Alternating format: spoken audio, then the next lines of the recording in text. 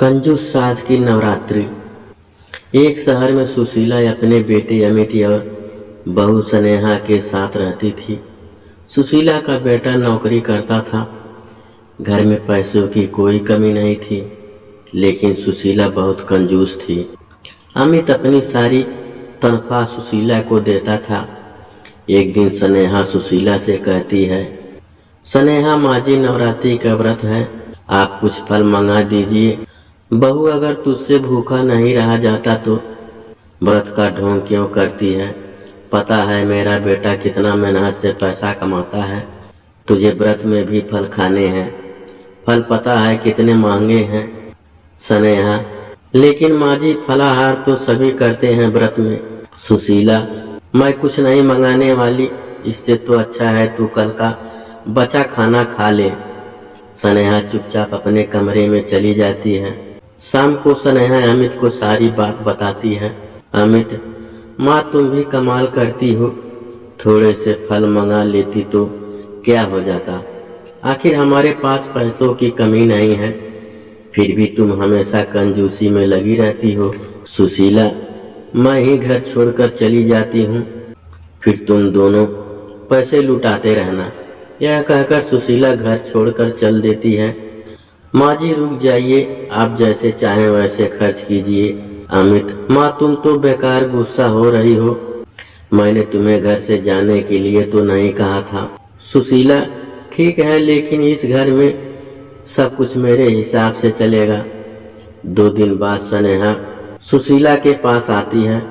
स्नेहा, माँ जी कल नवमी है, हमें कन्या पूजन करना है, आप कुछ पैसे दे दीजिए, मैं बाजार से प्रसाद बनाने का सामान ले आती हूँ।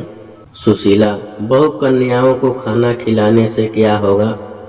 एक काम कर, तुम कन्याओं को पूजन करके 2-2 रुपए दे देना। बच्चे हैं, उन्हें बहलाना कौन सा मुश्किल काम है। स्नेहा सुशीला से बहस न करके चुपचाप अपने पैसे से सारा सामान ले आती है। अगले दिन अमित की भी छुट्टी थी। स्नेहा सुबह से ही रसोई में प्रसाद तैयार कर देती है। सुशीला, बहू यह रसोई में से देसी घी की खुशबू आ रही है, क्या बना रही है देसी घी में? स्नेहा, माँ जी हलवा बनाया था। सुशीला, देसी घी में अपने बेटे के लिए लाती हूँ और हलवा बनाकर खा रही है। स्नेहा, नहीं माँ जी, कन्या पूजन के लिए बनाया है, अभी पूजा करके कन्याओं को खाना खिलाना है। सुशीला, मैंने तुझे मना किया था, फिर भी तू सामान ले आई। स्नेहा, माँ जी मैं अपने पैसे से लाई हूँ, आप चिंता ना करें। सुशीला, लेकिन खाना मैं खिलाऊंगी कन्याओं को, तू तो सारा खाना खत्म कर देगी। अमित और स्नेहा सुशीला की बात सुनकर बहुत दुखी होते हैं। वे अपनी माँ की कंजूसी की आदत से पहले ही परेशान थे, लेकिन कन्याओं के खाने में कटौती से वे परेशान हो रहे थे। पूरे परिवार ने पूजा की। पूजा के बाद स्नेहा कुछ देर माँ दुर्गा के सामने बैठकर प्रार्थना करने लगी। स्नेहा, हे देवी माँ, हमारी भूल चूक क्षमा करना, मेरी सास का हृदय परिवर्तन कर दो, जिसे वे कंजूसी छोड़ दें। कुछ देर बाद 9 कन्याएं भोजन करने के लिए आ जाती हैं। सुशीला अपने हाथों से सबको खाना परोसती हैं। वह बहुत कम खाना परोसती है। अमित, माँ यह तो बहुत कम है, कम से कम कन्याओं को खाना तो ढंग से परोसो। तू चुप रह, अगर किसी कन्याओं को जरूरत होगी तो वह मांग लेंगी। अमित और स्नेहा चुपचाप खड़े होकर कन्याओं को खाना खाते देखते हैं। सभी कन्याएं खा लेती हैं। उनमें से एक कन्या अभी खाना खा रही थी। कन्या, माँ जी क्या आपके घर में खाना कम बना है? मुझे तो बहुत भूख लगी है। स्नेहा उसे पूरी और हलवा परोस देती है। सुशीला, खाना बहुत है, लेकिन बेकार करने के लिए नहीं है, जितना चाहिए उतना ही लेना, झूठ मत छोड़ना। वह कन्या सारा खाना खा लेती है और खाना मांगती है। स्नेहा उसे जितनी बार खाना देती है वे सारा खा जाती। यह देखकर सुशीला परेशान हो जाती है। जब सारा खाना खत्म हो जाता है, कन्या, अभी भी मेरी भूख नहीं मिटी। सुशीला, अब तो खाना भी खत्म हो गया। कन्या, लेकिन आप लोगों ने कन्या पूजन किया है, भरपेट भोजन तो कराना पड़ेगा, तभी तो माँ अम्बे प्रसन्न होंगी। अगर आपके घर से कन्या भूखी चली गई तो माँ रुष्ट हो जाएंगी। स्नेहा जल्दी से दोबारा खाना तैयार करती है।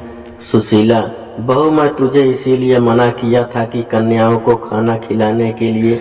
अब तो लगता है हमारे घर का सारा राशन खत्म हो जाएगा। कन्या, माँ जी कंजूसी छोड़कर पूजा किया करो। देवी माँ के प्रसाद में कैसी कंजूसी। सुशीला चुप रहे, चुपचाप खाना खाए और अपने घर जा। स्नेहा उसे और खाना लाकर देती है, जिसे खाकर कन्या खड़ी हो जाती है। कन्या, खाना तो हो गया, लेकिन कन्या को दक्षिणा भी दो कंजूस दादी। सुशीला, हे भगवान, अब इसे पैसे भी चाहिए। तभी अमित कन्या को पैसे दे देता है। अमित और स्नेहा उसके पैर छूकर आशीर्वाद लेते हैं। कन्या, आप भी पैर छू लो, मैं आपको भी आशीर्वाद दे दूंगी। सुशीला बेबस से पैर छूने के लिए झुक जाती है। वह कन्या सुशीला के सिर पर हाथ रख देती है। उसके हाथ रखते ही सुशीला की आंखों से आंसू बहने लगते हैं।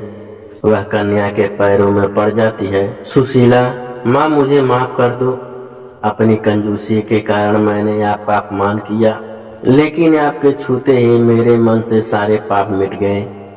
कन्या, मैं तो एक साधारण कन्या हूँ। सुशीला, नहीं, आप साधारण नहीं हैं, आप साक्षात माँ दुर्गा का रूप हैं।